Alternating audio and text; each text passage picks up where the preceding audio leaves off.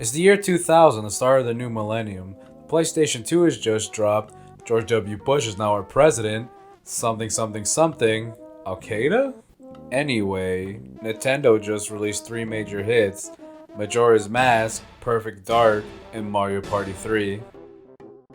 Hopefully, this would hold kids through the holiday season so that Nintendo could prepare to launch the GameCube the following year. I was 5 years old at the time, and my brother was 6. My dad did exactly what Nintendo had hoped most parents would do for their kids. For Christmas that year, my dad bought us a Nintendo 64, and the game that came with it was Mario Party 3. When I was growing up, my brother and I used to play for hours. Him and I are very competitive, and this was the first game to really bring that out of us. We were having a blast playing a party game that was never meant to be taken seriously at all. Kinda sounds like another game. Even as an adult, I find myself playing Mario Party whenever I have the chance. I never thought I'd be playing a game made 20 years ago in the year 2020. If you've played Mario Party before, chances are you'll identify with one of the first 7 games. In my case, I love Mario Party 3. I feel like it's important to get across that I really like Mario Party. I love it so much, I have 2 world records in some of the minigame categories. With that being said, I feel like I'm pretty qualified to pick up the pieces to this story. Fast forward to 2018, the week of E3. On June 12th, Nintendo debuted during their Direct, something that got me very excited. The trailer started like any other modern and generic Nintendo ad. You know the one I'm talking about. Millennials on rooftops playing Switches. Whoa, guys, I'll be right there. Cash these Joy-Cons. I was thinking, wow, this is really dumb, Nintendo. But go ahead, show me this isn't just another rooftops ad. Then to my surprise, Nintendo did. They showed off a new Mario Party game. It's been 3 years since Nintendo released a Mario Party game, but for true fans of the series, it's been over a decade. That new Mario Party was Super Mario Party. I had a lot of expectations for this game because there have been 10 plus Mario Party games to learn from. Also, it's the first Mario Party on the Switch. Surely a modern rendition would be awesome.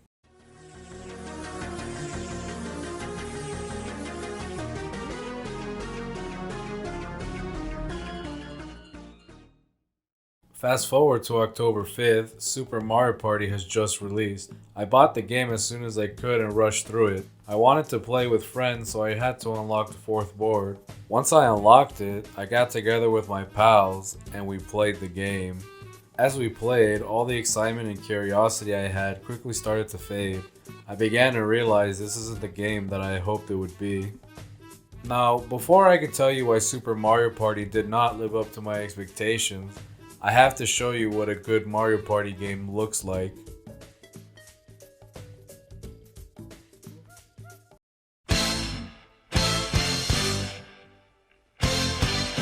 I want to highlight that when I play Mario Party, I'm playing it for the Battle Royale mode. Mario Party is a board game before it is anything else. A lot of criticisms the game gets are in the view that Mario Party is a kid's game. It's too random. And that the things that aren't random have a skill ceiling that is too high, so it might as well be random. I wouldn't even argue this point. For the most part, I'd say you are correct. But we aren't kids anymore. The kids who grew up playing Hudson Soft Mario Party games are adults now and enjoy more of a challenge when playing board games. Don't believe me? According to an article on Werber.org by Phaedra Scott, millennials are more likely to purchase board games with an emphasis on strategy and cooperation over conflict and chance. These games produced a record-breaking $9.6 billion in sales in 2016.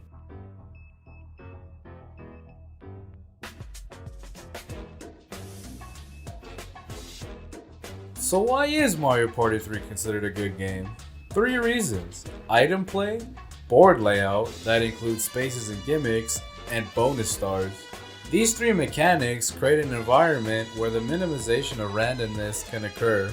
Strategy starts to play a huge role in the game, and players are pushed to think many turns in advance. Being skillful in a game that was meant to be dominated by randomness starts to be more of a reality.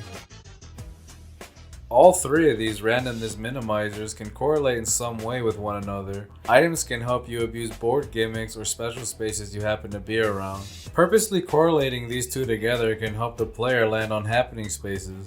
Why does the player want to land on happening spaces? Well, one of the 3 bonus stars happens to be landing on the most happening spaces. The other 2 bonus stars are the minigame star and the coin star. The minigame star is awarded to the player who won the most minigames, and the coin star is awarded to the player who had the most amount of coins at one point. The game is constantly giving each player the opportunity to gain items. There are a plethora of item spaces and shops on each board, and the game can even award you items through Bowser. Every item is very powerful when used right, and they add a lot of variety to how the player wants to play the game. Even if for some reason you didn't have items, you can use the map's layout to your advantage. This is where you can play for positioning. You can use the map's gimmick to move you to other parts of the map, or you can camp a part of the map for item spaces or happening spaces. You can also use doors to land on a desired space by reducing your total roll. The only part of the game that is truly random is your natural die roll. But when the game gives you so many opportunities for you to do something, you would have to be very unlucky to not have an eventful game. Even events that were made to seem random, like Bowser, are not random, although on first glance it can seem that way. Whatever the player hits A on is what the player is going to get. If the player needs some money, he can forcibly get Bowser Revolution.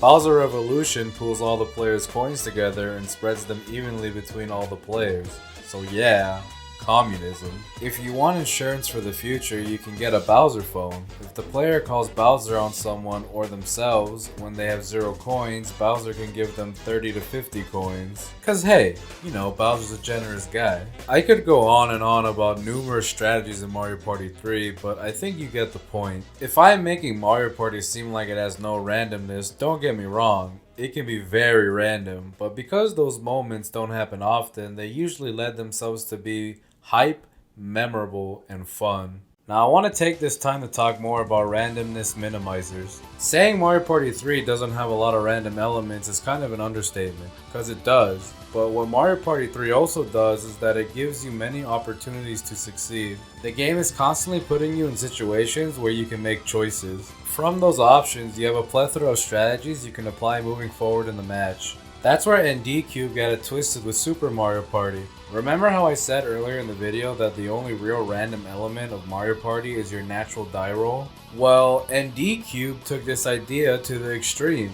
Super Mario Party seemingly was designed to give the player as little freedom of expression as possible. The cause of this has a lot to do with the boards and how they are very linear, small, and lack unique mechanics. The boards all have action time spaces, but they lack any real way to let you interact with them in a meaningful way. More often than not, they are a hindrance and just slow you down from playing the game. Also, outside of special spaces and action times, the board doesn't have anything dynamic on it like how Mario Party 3 had doors. Even the items are not much help. Item shops are out of the way and have little incentive for the player to want to go to them unless they just happen to be passing by. There isn't a lot of ways for most of the maps to give the players an item either. The shop only sells 3 items at a time. One of these 3 items are the same in both shops, and the items that change between the stores are the poison mushroom and the dash mushroom. They end up switching to become the golden dice block and the golden warp pipe in the second shop. The only map with a slightly different shop seems to be Kamek's Tantalizing Tower, which has a Coinado at the first shop instead of a golden mushroom.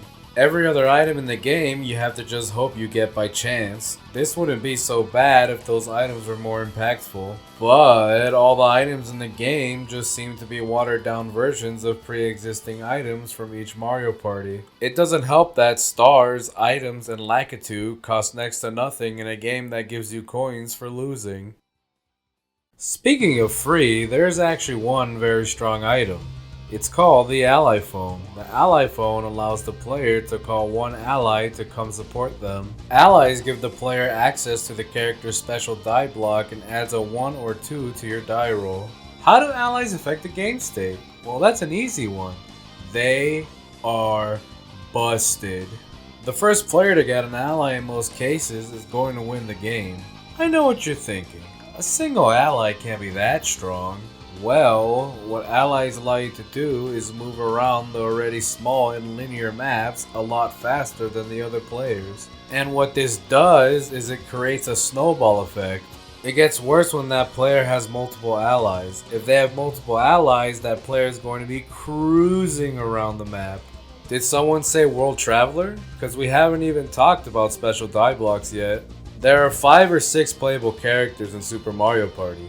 Bowser, Wario, Diddy Kong, Donkey Kong, Dry Bones, and sometimes Hammer Bro, with Bowser being the best of them all. Then there's the curious case of Hammer Bro. Hammer Bro has 3 5s on his die block, which seems lackluster when compared to the other characters. But on King Bob-omb's Powder Keg Mine, 5 spaces from start is an ally space. So on this map in particular, Hammer Bro is the best character in the game. All the other characters I listed have specific maps where they are even better as well. Whereas Hammer Bro is only good on one map, the rest of the characters are good on every map while also being better on specific maps. On Kamek's Tantalizing Tower, Bowser is the best character because that map is designed to be a race to the end and it's the smallest map of the 4. Bowser normally has a 50% chance to go fast with his special die. But on this stage, he has a 66% chance to traverse half the map. The reason being is because he has a 1, 8, 9, and 10 on his die block. Rolling a 1 from start on this stage can be good because the first space from start on the map is a special event space that takes you halfway across the board. And even if he doesn't roll the 1, he's probably going to roll an 8, 9, or 10 and get there anyway. Wario has 4 6s on his die block, giving him a 66% chance to roll a 6. This is very good on Mega Fruit Island because he can get an ally by the end of turn 2. Wario is also decent on Whomp's Domino Ruins because he can get an ally on turn 1, but he has to go out of his way to do so. Each character I listed can do crazy stuff like this. It seems interesting at first, but then you realize only one player is allowed to be a specific character. If someone picks Hammer Bro, no other player can pick him. Which means if you do play on King Bob-omb's Powder Keg Mine, you have a severe advantage over the other players. On top of this, bonus stars aren't as reliable in this iteration of Mario Party. In Mario Party 3, there were only 3 bonus stars, so you knew exactly what you had to do to get them, which let players develop strategies around obtaining those bonuses. However, in Super Mario Party, there are 9 bonus stars in free-for-all, so developing a strategy to play for them is not reasonable. You are better off wandering around the map as fast as you can trying to get board stars. If you do play for 1 bonus star, it might not show up at the end, which will have meant you spent the entire game doing nothing. An example of this is on King Bob-omb's Powder Keg Mine. There's a good amount of special spaces in the center, which is nice because on first glance you think, oh, I'm going to camp this spot so I can get the special event star. But then that bonus might not even show up because only 2 out of 9 of the bonus stars get chosen at the end anyway.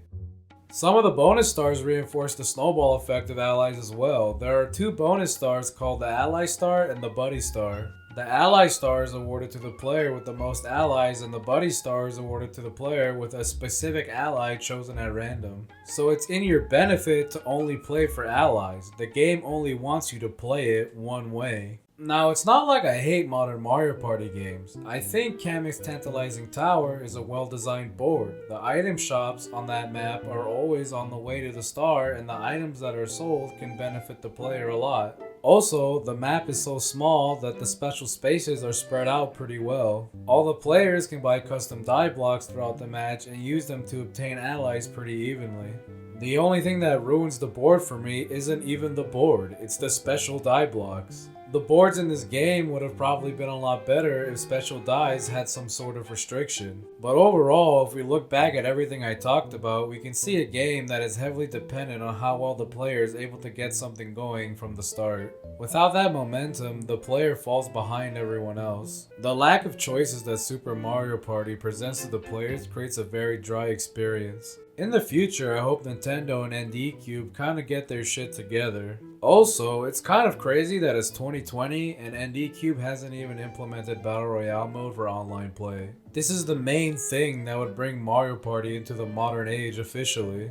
People want to compete against each other in a meaningful way, and the current experience doesn't allow for that. ND Cube has made 4 Mario Party games, and each of them were pretty mediocre, but I'm pretty optimistic. So here's hoping the 5th time's a charm.